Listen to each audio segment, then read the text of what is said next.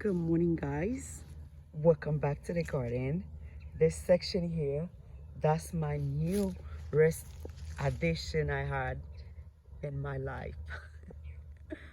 Those flowers name is Begonia, guys. That's all I can pronounce it. Begonia.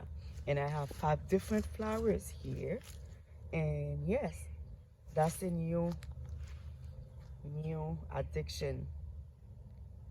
And then I've been went to different places to see if I can get more flowers in this. That means I need prayer because I'm starting something new. Starting something new. That's me. But I love these flowers. Look at how big is that leaves. And I make so many cutting of her. Oh gosh. And then I even have her to different places. I have this beautiful begonia at home. I have it on this section right there, and I have it on the garden next door where I have this place. Yeah, I have it everywhere.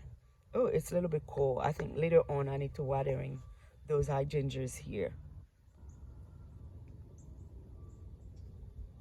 Since winter is coming, I don't think I need to make more cutting flowers because it's starting to get cold. But yes, that's what I got, and I love this section here. And guys, thank you so much for subscribing to the channel. Thank you.